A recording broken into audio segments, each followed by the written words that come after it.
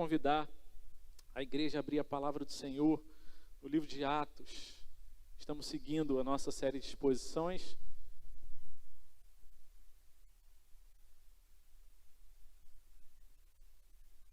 Hoje estamos no capítulo número 3. Vamos ler a partir do versículo 11. Atos dos Apóstolos, também chamado de Atos do Espírito Santo. Capítulo 3, versículo 11 diz assim: a santa palavra do Senhor. Enquanto aquele homem ainda se mantinha ao lado de Pedro e João, todo o povo, perplexo, correu para junto deles no pórtico chamado de Salomão. Quando Pedro viu isso, dirigiu-se ao povo dizendo: Israelitas, por que vocês estão admirados com isto, ou por que estão com os olhos fixos em nós, como se pelo nosso próprio poder ou piedade tivéssemos feito este homem andar? O Deus de Abraão, o Deus de Isaque e o Deus de Jacó, o Deus dos nossos pais, glorificou o seu servo Jesus, a quem vocês traíram e negaram diante de Pilatos, quando este já havia decidido soltá-lo. Vocês negaram o santo e o justo e pediram que fosse solto um assassino. Vocês mataram o autor da vida, a quem Deus ressuscitou dentre os mortos, do que nós somos testemunhas. Pela fé no nome de Jesus é que esse mesmo nome fortaleceu este homem que vocês estão vendo e bem conhecem. Sim, a fé que vem por meio de Jesus deu a este homem saúde perfeita na presença de todos vocês. E agora, irmãos, eu sei que vocês fizeram isso por ignorância, como também as suas autoridades o fizeram, mas Deus assim cumpriu o que tinha anunciado anteriormente pela boca de todos os profetas, que o seu Cristo havia de padecer. Portanto, arrependam-se e se convertam, para que sejam cancelados os seus pecados, a fim de que da presença do Senhor venham tempos de refrigério, e que Ele envie o Cristo que já foi designado para vocês, a saber, Jesus, ao qual é necessário que o céu receba até os tempos da restauração de todas as coisas, de que Deus falou por boca dos seus santos profetas desde a antiguidade. Porque Moisés disse: o Senhor fará com que do meio dos irmãos de vocês se levante um profeta semelhante a mim, a esse vocês ouvirão em tudo o que ele lhes disser.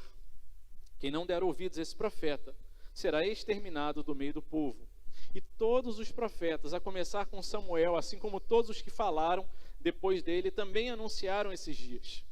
Vocês são os filhos dos profetas e da aliança que Deus estabeleceu com os pais de vocês, dizendo a Abraão: na sua descendência serão abençoadas todas as nações da terra.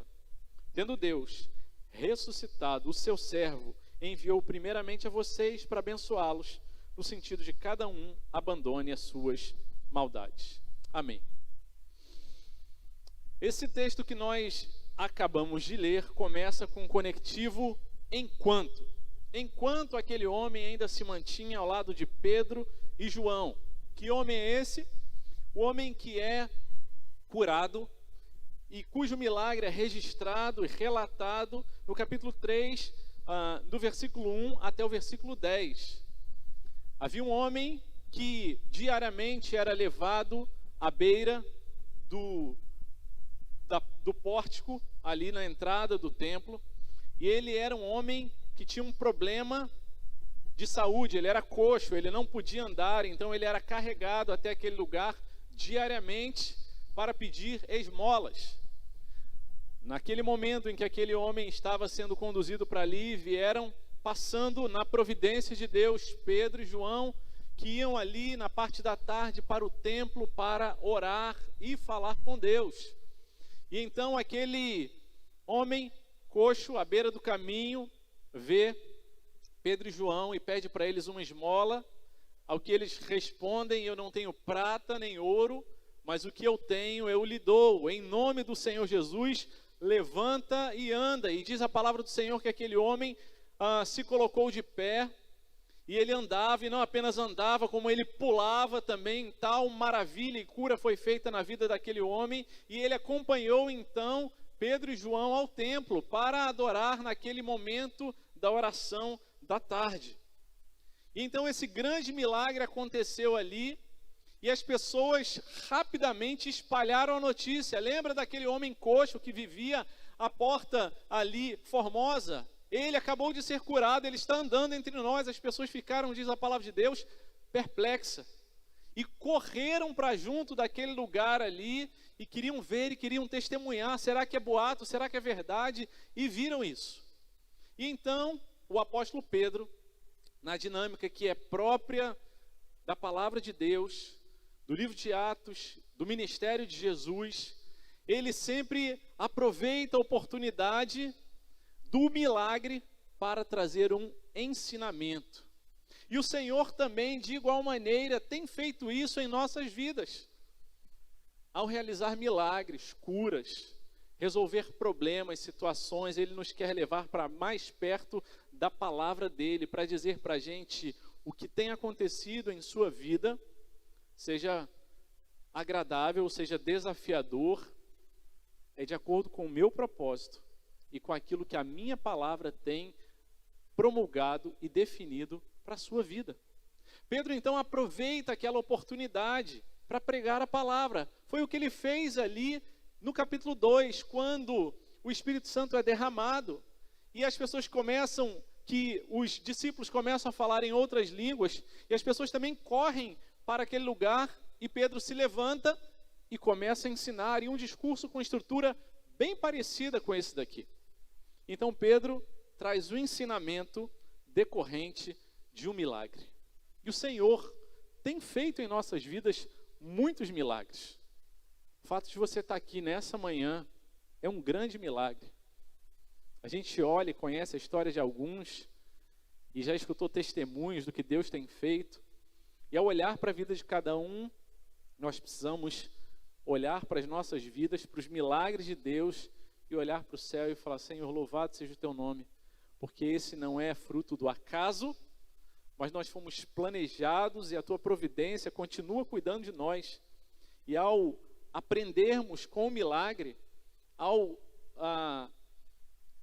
absorvermos aquilo que o milagre nos ensina, nós glorificamos a Deus. Os ensinamentos decorrentes de um milagre é o título da nossa mensagem de hoje. O primeiro ensinamento encontra-se no versículo 12, quando Pedro começa a dizer: Israelitas, por que vocês estão admirados com isto, ou porque estão com os olhos fixos em nós, como se pelo nosso próprio poder ou piedade tivéssemos feito este homem andar?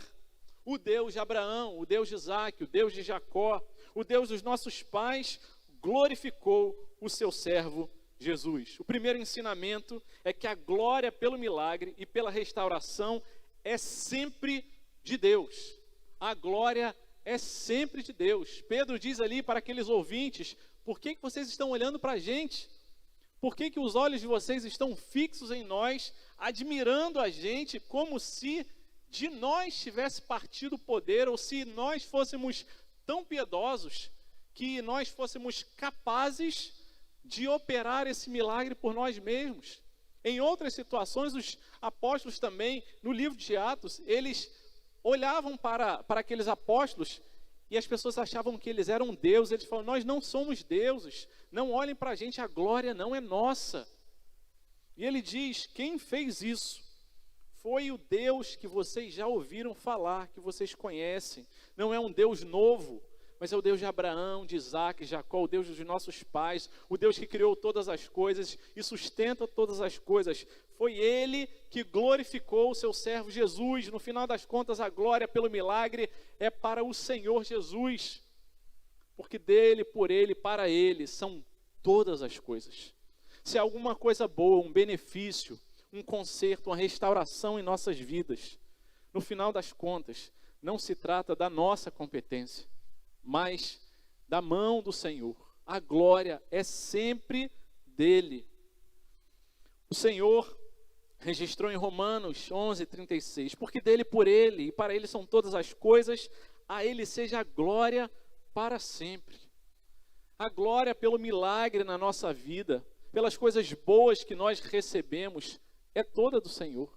Ninguém pode bater no peito e dizer, eu sou tão competente, eu tenho tantos talentos, eu resolvo essa situação que os outros têm tanta dificuldade, eu sou o cara. Não, não podemos nos gloriar, nos gabar, dizendo eu sou melhor, eu sou mais inteligente, eu tenho mais habilidade nessa área ou na outra. Não, a glória é do Senhor. O livro de Tiago diz que toda boa dádiva e todo dom perfeito vem do alto, descendo dos pais da luz, do Pai das luzes, em quem não pode existir variação nem sombra de mudança. Tudo que nós temos de bom, ao Senhor precisamos dar glória. Tudo que nós temos de bom, ao Senhor precisamos dar glória. A glória pelo milagre e pela restauração é sempre de Deus. Mas o nosso coração, pecador, imperfeito, que carrega a herança da queda, nós temos a tendência natural de querermos roubar a glória de Deus, roubar o controle das nossas vidas, de puxar para a gente e dizer, Deus, deixa que eu dou conta, deixa que eu resolvo. E o Senhor quer sim que a gente coloque todos os nossos dons, nossos talentos, nossas capacidades a serviço dEle. Mas no final das contas, nós precisamos reconhecer que se nós dispomos desses recursos, é porque o Senhor nos deu e Ele nos tem sustentado. O Senhor não compartilha a glória dEle com ninguém. E toda a glória desse mundo, toda a honra, pertencem somente a Ele. E é por isso que o Senhor procura corações em que haja humildade. Porque não pode haver crente com coração soberbo.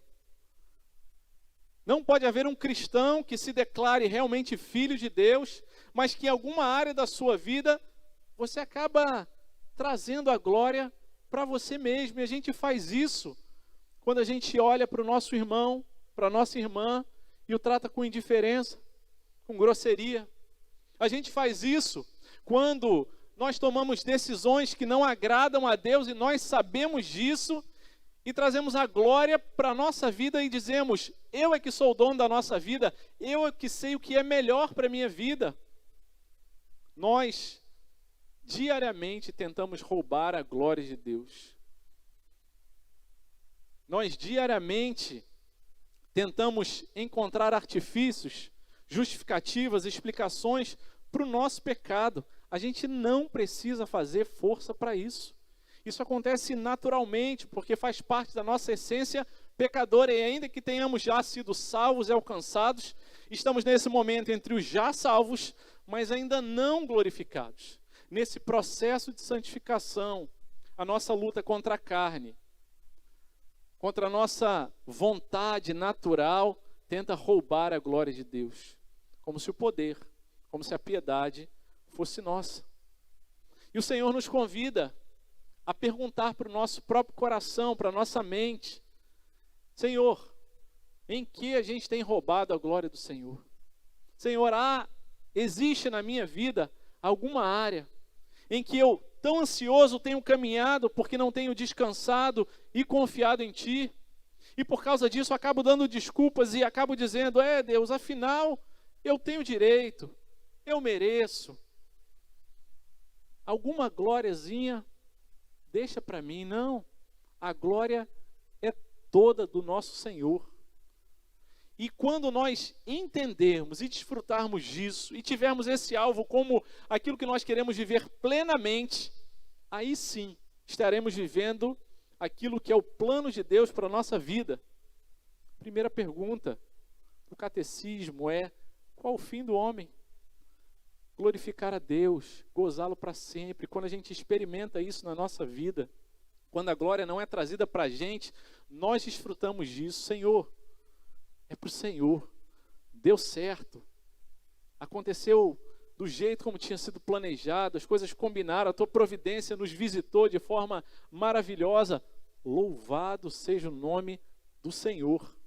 Isso vai proteger os nossos corações, porque no dia em que as coisas derem errado, nós podemos dizer como Jó disse, depois de ter perdido família, bens, ele diz: o Senhor Deus deu, o Senhor Deus tirou. Louvado seja o nome do Senhor. A glória é sempre e toda sua. E entender isso nos leva a um lugar de experimentar o propósito da nossa vida. Nós fomos criados para glorificar a Deus. Nós fomos criados, planejados por Deus para glorificar a Ele. E quando nós vivemos essa realidade, experimentamos isso na nossa vida, o nosso coração encontra descanso. É para isso que eu vivo. E cada um na sua área, na sua oportunidade, no seu talento, no campo de atuação que Deus te deu, glorificando a Deus, dizendo: não olhe para mim, a glória é toda do Senhor Jesus. E esse é o primeiro ponto, a glória é toda de Deus. Tudo começa com Deus. Os livros de teologia, quando começam a estudar a respeito das doutrinas, começam falando de Deus, pois Ele é referência. E depois que fala sobre Deus, aí sim vem trazer estudos e doutrinas a respeito do ser humano. Mas começa em Deus e é para Deus. E Pedro então diz isso: olha, não olhem para mim. Foi o Deus de Abraão, de Isaac, de Jacó, o Deus de nossos pais, que glorificou nessa cura desse homem coxo o servo Jesus. A palavra do Senhor segue dizendo no versículo 14: vocês negaram o santo e justo e pediram que fosse solto um assassino. Vocês mataram o autor da vida, a quem Deus ressuscitou dentre os mortos, do que nós somos testemunhas. E o segundo ponto da nossa mensagem nessa manhã é que a responsabilidade pelo nosso pecado é sempre nossa. A responsabilidade pelo nosso pecado é sempre nossa e nunca de Deus. Nós somos culpados. Sobre nós pesa a responsabilidade pelo nosso pecado. E é muito interessante como Pedro usa a mesma linha de argumentação, tanto nesse segundo discurso registrado em Atos, quanto no primeiro, no capítulo 2, quando ele diz: vocês negaram, vocês entregaram, vocês mataram a Jesus. A responsabilidade pelo pecado é nossa. E não é difícil a gente entender esse texto no contexto em que ele está inserido. Aqueles que ali ouviam, quem sabe se perguntaram: mas eu nem estava no dia em que ele foi entregue a Pilatos. Eu só fiquei sabendo dessa história depois. Não é difícil a gente entender isso. E talvez a gente olhe para a gente e fale assim: pastor, mas como é que você está dizendo que eu neguei a Jesus, eu o matei, eu o condenei? O que a palavra de Deus está nos ensinando, o que nos ensina a palavra de Deus, é que nós somos culpados por conta do nosso pecado. É nossa responsabilidade. E se essa doutrina da depravação total, de que nós temos a culpa pelo nosso pecado, que todas as áreas da nossa vida foram afetadas pelo pecado, e todos os seres humanos carregam essa culpa, se isso é tão estranho para você, se você rejeita isso, se isso não faz nenhum sentido para você, eu quero convidar você nessa manhã a perguntar para Deus: Deus, será que eu sou crente mesmo? Porque é da ordem, da essência do crente, reconhecer a sua culpa pelo seu pecado. E como isso foi levado em conta na condenação de Jesus. Diz a palavra de Deus, em Romanos, capítulo 3, que ele vai discorrer muito sobre essa doutrina da depravação total. Não tem esse nome ali, mas são versículos de referência para a gente. E ele diz ali no capítulo 3, versículo 9, o que se conclui? Temos nós alguma vantagem? Não, de forma alguma. Pois já temos demonstrado que todos, tanto judeus como gregos, estão debaixo do pecado, como está escrito: não há um justo sequer. Não há quem entenda, não há quem busque a Deus, todos se desviaram e juntamente se tornaram inúteis. Não há quem faça o bem, não há nenhum sequer. Capítulo 3, versículo 23 do mesmo livro de Romanos diz: pois todos pecaram e carecem e foram destituídos da glória de Deus, do primeiro ponto, a quem nós devemos glória. O nosso pecado foi a causa de Jesus ter sido morto, crucificado. Nós matamos a Jesus por culpa nossa. Ele levou o nosso pecado. Isaías 53:5 traz: ele foi traspassado por causa das nossas transgressões, do nosso pecado. Não pelo pecado dele, porque ele não tinha pecado. Ele foi esmagado por nossas iniquidades. O castigo que nós deveríamos receber, mas que nós não recebemos, o castigo que nos traz a paz, estava sobre ele. E pelas suas pisaduras nós fomos sarados.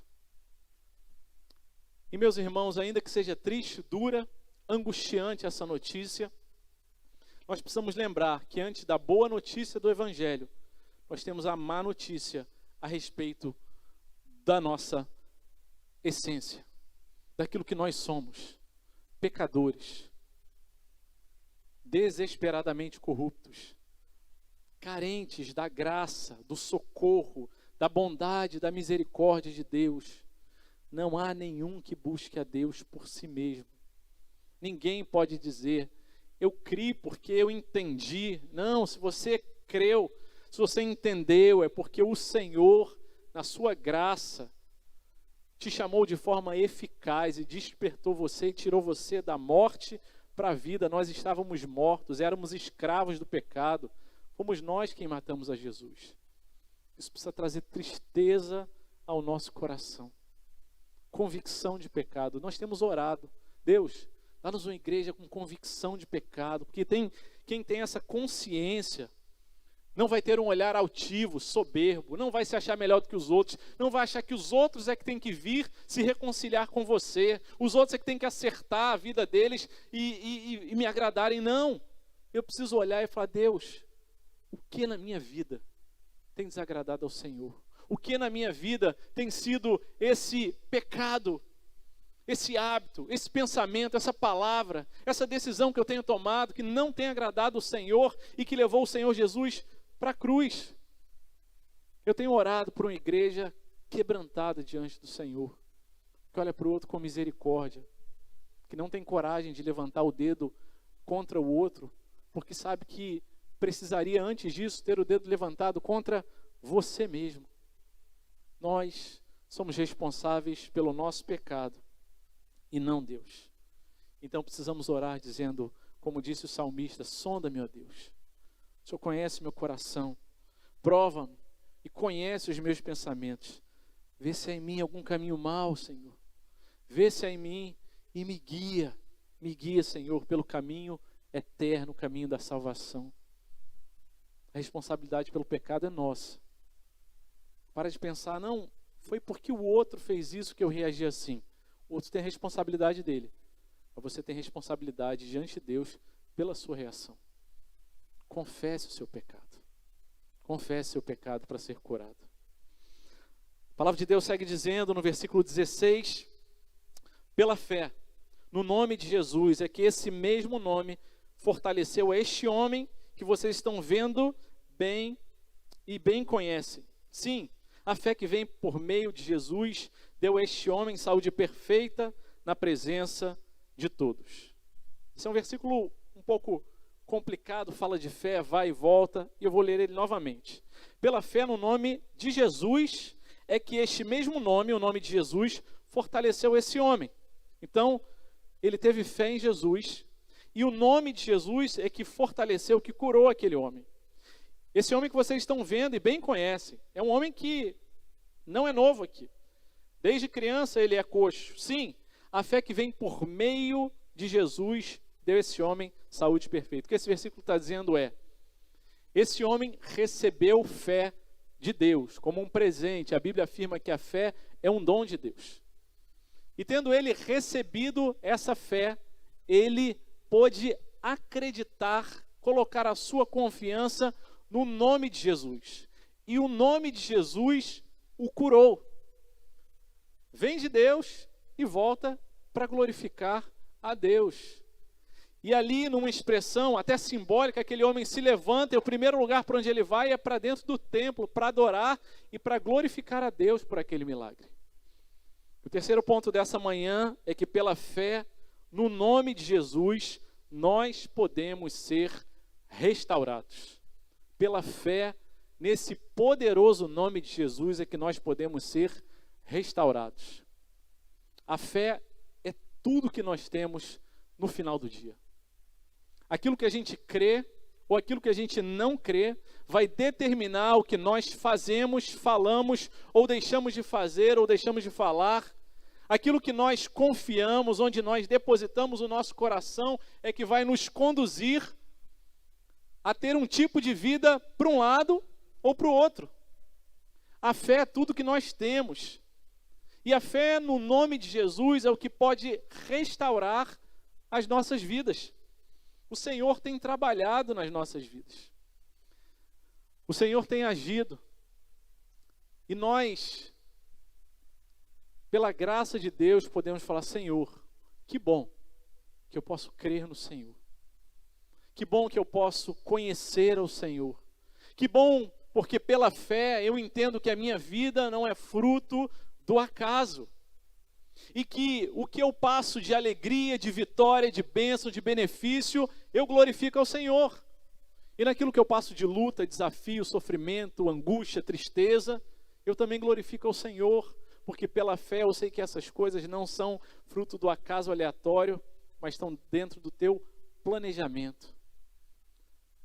E quando a fé nos dá essa compreensão, essa percepção da vida, ela já está trabalhando em restaurar a nossa vida. Sim, Deus pode nos restaurar, inclusive, e tem feito isso, física e materialmente.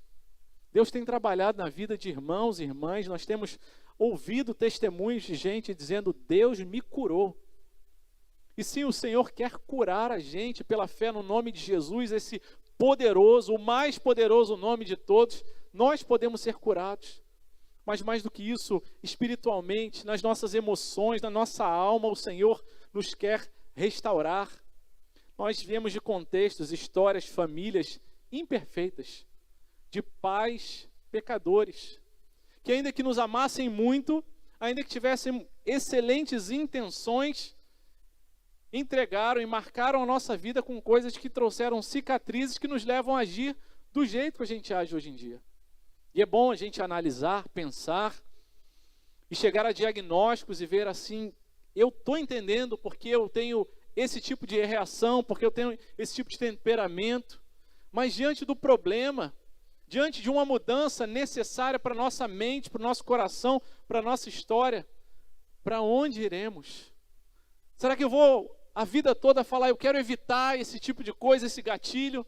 Ou eu quero dizer: Senhor, tem misericórdia. Está aqui, restaura, me ajuda a entender que o seu amor cura, sara, transforma e traz redenção para a minha vida. E ainda que as minhas experiências tenham sido tão difíceis, tão sofridas, e me marcado de forma tão profunda na minha alma, pela graça do Senhor e a fé que o Senhor me deu, elas podem ser ressignificadas. É possível fazer uma releitura, e aquelas cicatrizes são curadas, que o Senhor nos usa como instrumentos dele, como aqueles pecadores feridos, mas sarados pelo sangue do Cordeiro, como instrumentos a abençoar e sarar a vida de outros. Pela fé, nós podemos ser restaurados, pela fé no nome do Senhor Jesus. No livro de Marcos, capítulo 9, havia um menino endemoniado e um pai angustiado com aquilo. E diz a palavra do Senhor, no versículo 21 do capítulo 9 de Marcos, Jesus perguntou ao pai do menino endemoniado: há quanto tempo está acontecendo isso com ele? O pai respondeu: desde a infância, desde que nasceu. E o texto segue dizendo: mas o Senhor pode fazer alguma coisa, disse aquele pai, tem compaixão de nós. Então Jesus responde para aquele homem: Senhor, se Deus pode, tudo é possível que crê. E imediatamente o pai daquele menino disse: Jesus, eu creio, mas me ajuda na minha falta de fé. A minha fé é tão pequena. E o Senhor, nessa manhã, está te dizendo: meu filho, minha filha, eu estou pronto. Aliás, eu estou usando essas situações que você está passando para que a sua fé seja aumentada e fortalecida, para que meu nome seja glorificado na sua vida. Deus não está cochilando, não. Deus tem um plano nesse sofrimento que você está passando, para aumentar a sua fé, para que você seja mais consciente do agir de Deus na sua vida. Aumenta-nos a fé. Segunda vez que nós ouvimos alguém perguntando isso, pedindo isso, está em Lucas 17. E aí Jesus diz o seguinte: tenham cuidado, se o irmão pecar, repreenda, se ele arrepender, perdoe. Se pecar contra você 7 vezes num dia, e 7 vezes vier dizer, eu estou arrependido, perdoa. Então os outros apóstolos disseram, aumenta-nos a fé. E aí o Senhor Jesus diz, se vocês tiverem fé do tamanho de um grão de mostarda, vão dizer a essa moreira, arranque-se e se transplante no mar, e ela obedeceria. Jesus está colocando a nossa fé no contexto dos relacionamentos. Ele diz, se um irmão pecar contra você 7 vezes num dia e vier pedir perdão 7 vezes, perdoa. A nossa fé está muito relacionada com a nossa saúde dos nossos relacionamentos e com o nosso perdão. Quem sabe o que está faltando para que a nossa fé seja aumentada seja perdão. E tenha certeza, isso não depende em última instância de você, senão a você cabe render-se diante do Senhor. Fala, Deus, eu não dou conta, mas aumenta a minha fé. E o Senhor nos tem acompanhado e o Senhor nos tem abençoado.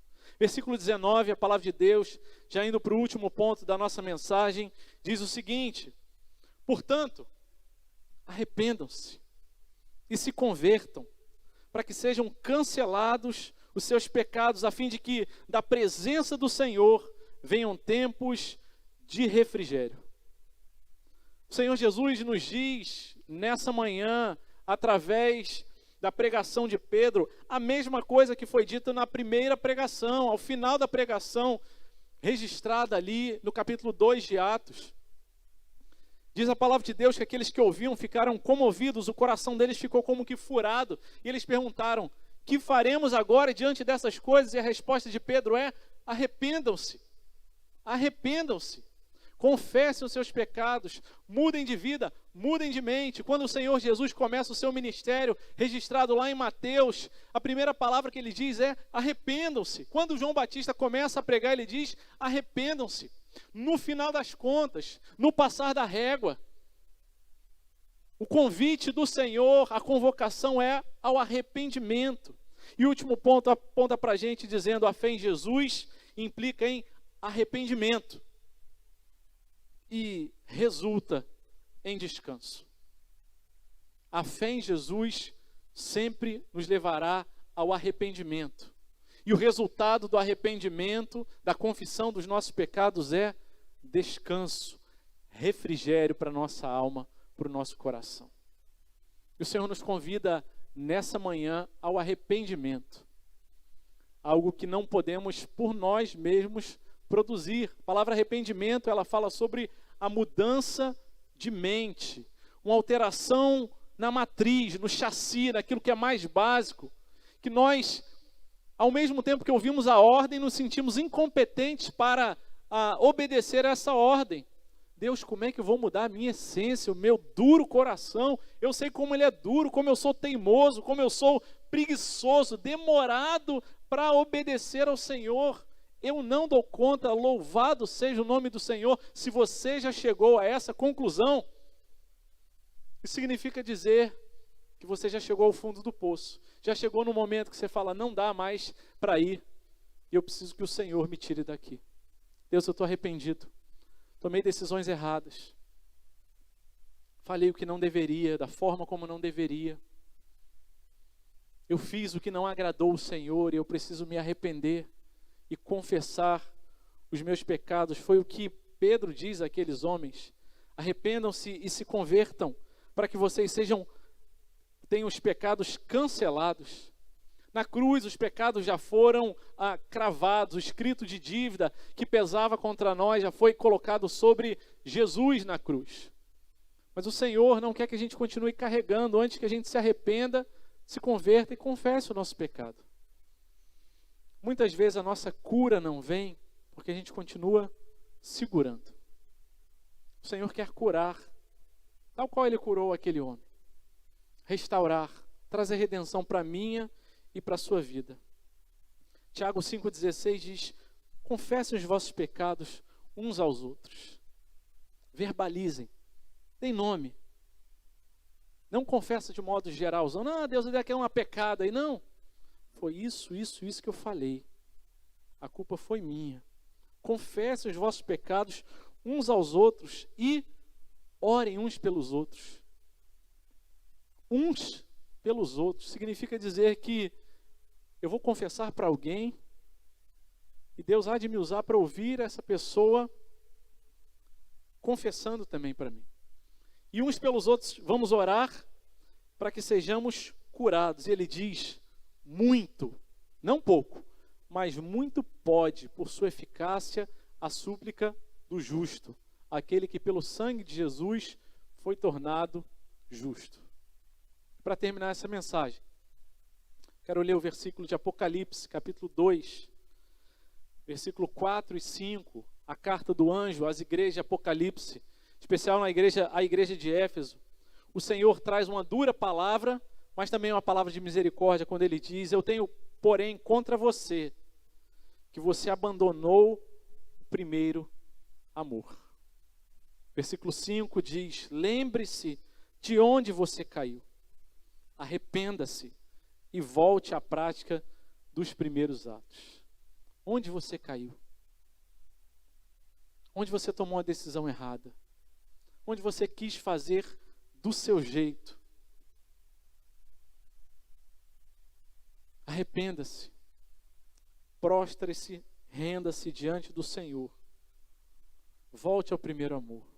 O Senhor quer acender novamente a sua candeia, renovar o amor dele por você. E assim, desfrutaremos, e somente assim, da paz que só o nosso Senhor pode dar para a glória dele.